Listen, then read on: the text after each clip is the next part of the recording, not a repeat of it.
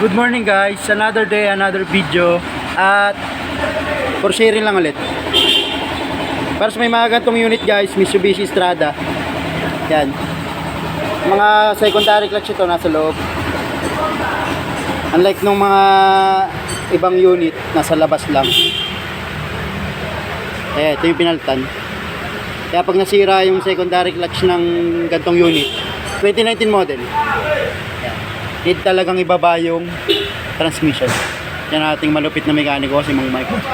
Siyempre, pag binaba yung transmission guys, kasama nyo na rin i-check yan. Yan ito, yan. Wala na. Para siyang bayad na lang sa labor. Wala na oh. Sulit na to. 200,000 yung mileage. Pressure plate. Palit na rin yan. At ang isang mabigat-bigat dito na guys. Ito. Ano sa ilalim. Yan. Yung flywheel. Pero, yan yung dual mass na tinatawag.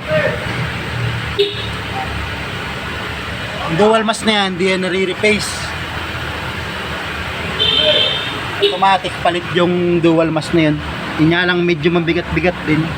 Napaka-plated mo na presyo. Yung dual mass na yun. Kaya sa mga gantong unit, Mitsubishi Strada, yan lang din yung isa sa pagandaan nyo pag bumigay talaga yung clutch components sa secondary. So medyo magastos lang talaga yan. Nasa 70 plus siguro magagastos.